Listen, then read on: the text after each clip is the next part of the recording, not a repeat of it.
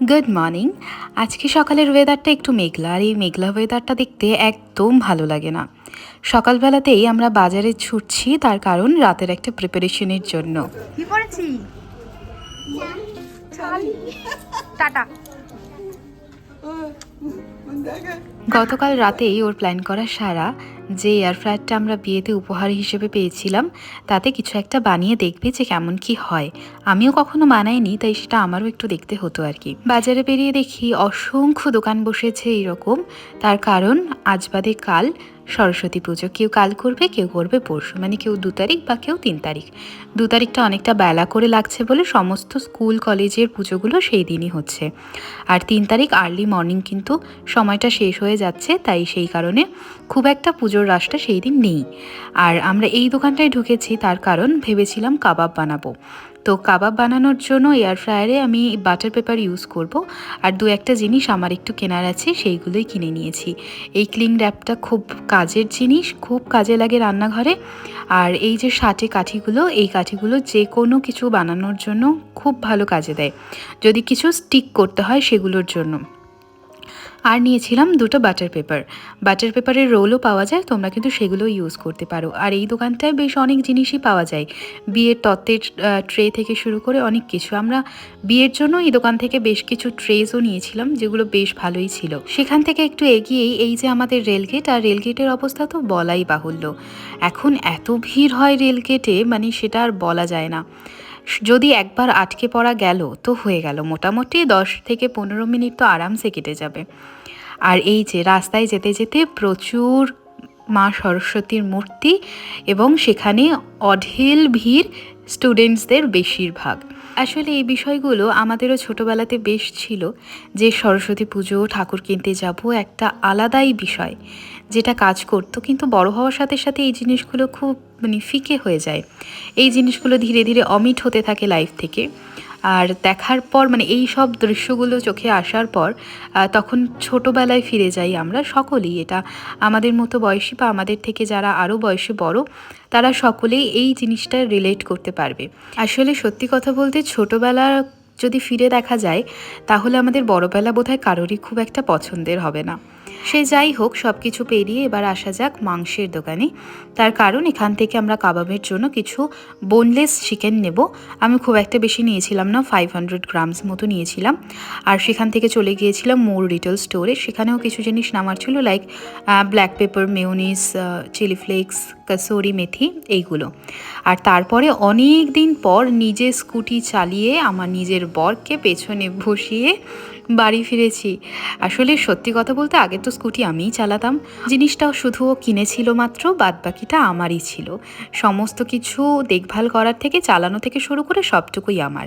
কিন্তু এই বিয়ের সময় থেকে আজ অবধি আমি স্কুটিতে না হাত দিতে পেরেছি, না চালাতে পেরেছি। তাই বাজারে বেরিয়ে এই লোকটা ঠিক সামলাতে পারলাম না। আসলে এখন শাড়ি পরে বেরোচ্ছি, তো সেই কারণে একটুখানি ভয় ভয়ও লাগে, বাট ঠিক আছে, হয়ে যায়। আমি আগেও চালিয়েছি শাড়ি পরে, তো খুব একটা প্রবলেম হয় না। আচ্ছা, বাড়ি এসে সবার আগে খাওয়া দাওয়া শেষ করে দুপুরবেলা বসেছিলাম ম্যারিনেশনে। এই মাংসর টুকরোগুলোকে ভালোভাবে ওয়াশ করে নেবে, নিয়ে তারপর আমি এখানে গোলমরিচের গুঁড়ো, 1 চামচ মতো ভিনিগারের জায়গায় লেবুর রসও ইউজ করতে পারো, সেটাতেও খুব ভালো ফ্লেভার আসে। দেন এই যে পেস্টটা আমি দিলাম, এর মধ্যে আদা, রসুন, কাঁচা লঙ্কা, এই 3টে মিশিয়ে আমি পেস্ট বানিয়ে রেখেছিলাম, সেটা দিলাম। আর এখানে ছিল ধনেপাতা, পুদিনা পাতা, 1টা কাঁচা লঙ্কা আর 2 কোয়া রসুন। এইটুকু দিয়ে আমি এটাকে ব্লেন্ড করে রেখেছিলাম। এটা আমাদের লাগবে মেয়োনিজ ডিপ বানাতে। আর দেন আমি দিচ্ছি এখানে টক দই। এটা না হাংকার্ড কিছুই নয়। তুমি নর্মাল টক দইটাকে কিনে এনে যে কোনো ঝাঁঝরি বা ছাঁকনি জাতীয় কিছু বা মলমলের কোনো কাপড়ে যদি রেখে দাও বেশ কিছুক্ষণ, তাহলে তার জলটা ঝরে যাবে, এবং তারপর যে শুকনো দইটা পাওয়া যায় সেটাকেই বেসিক্যালি আমরা হাংকার্ড বলে থাকি। তারপরে আমি কিছুটা মেয়োনিজ দিচ্ছি যাতে একটু ক্রিমিনেসটা বজায় থাকে, সেই কারণে এখানে আমি আরও একটুখানি গোলমরিচের গুঁড়ো ক্রাশ করে দিয়ে দিলাম। অ্যান্ড এই হচ্ছে আমাদের ম্যারিনেশন কমপ্লিট। আর তারপরে আমার মনে পড়েছে যে আমি নুন আর কাসুরি মেথি, এই দুটো জিনিস দিতে আমি একেবারেই ভুলে গেছি। তাই তারপরে এই দুটোকে আবার অ্যাড করলাম, তারপরে ভালোভাবে মিক্স করে মোটামুটি 2-3 ঘন্টার জন্য এটাকে আমি রেস্টে রেখে দিয়েছিলাম। তারপরে সন্ধে হতেই শুরু হয়ে গেল আমাদের তোড়জোড়। কীভাবে এয়ার ফ্রায়ারটা আমরা খুলে পর্যন্ত দেখেছিলাম না, তো সেটাকে খুলে দেখা, কিভাবে কি কাজ করে সেগুলো দেখা, দেখে টেখে নিয়ে বেশ কিছুক্ষণ তো সময় গেল। তারপরে আমাদের শুরু হলো আসল জিনিস, যে কিভাবে আমরা টেম্পারেচার মেনটেন করব, কিভাবে দেব, এভরিথিং। এয়ার ফ্রায়ারে শুধু যে এই ধরনের বেকিং জিনিসগুলোই করা যায় তেমনটা নয়, ডিফ্রস্ট বা রিহিটও তুমি করতে পারবে। এবং সবসময় এই যে কোনো এই হিটের যে মেশিনসগুলো থাকে, লাইক আমাদের এই এয়ার ফ্রায়ার, মাইক্রোওয়েভ, এগুলোকে না একটু প্রিহিট করে নিলে বেটার হয়।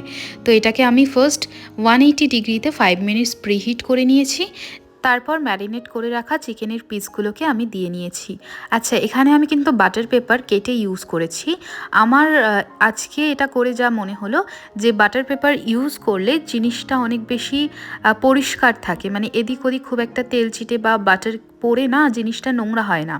তো তোমরা যারা চাইছো বা যারা এয়ার ফ্রায়ারে কাজ করো, তারা একটু বাটার পেপার ইউজ করলে আমার মনে হয় যে ওটা অনেক বেশি ভালো হবে, মানে নিজেদের জিনিসগুলো নোংরা হওয়া থেকে তো রক্ষা পাবে অন্তত। তো শুধু স্ট্যান্ডটা ভেতরের যে জালটা থাকে সেটাকে শুধুমাত্র পরিষ্কার করলেই চলে। আর এই যে আমাদের আরেকজন সদস্য, বাড়ির সদস্য, ইনিও ছিলেন আমাদের সাথে কাবাবের আড্ডায়। শুধুমাত্র আমরাই কেন একা এনজয় করব, তাই না? ওরাও তো একটু এনজয় করবে। তো ফার্স্ট আমি দিয়েছিলাম 180 ডিগ্রি 15 মিনিটস এক পিঠ, অ্যান্ড সেকেন্ড বারও সেটাই দিয়েছিলাম, বাট সেটা কিন্তু মানে ঠিকঠাক হয়েছিল না, ওভারকুক হয়ে গেছিলো। তো নেক্সট আমরা আবার ট্রাই করেছিলাম, তো সেখানে আমরা 180 ডিগ্রিতে 8 মিনিটস করে দিয়েছিলাম বোথ সাইড। তো সেটাতে বেশ ভালো কুক হয়েছিল। আর মোটামুটি এই 15 মিনিটসও যদি তোমরা এক পিঠ দাও, তারপরে যদি 5 মিনিটস আদার পিঠ দাও, মানে আদার যে সাইডটা সেটা দিয়ে দাও, তাহলে সেটাতেও কিন্তু বেশ ভালোই হয়ে যাবে।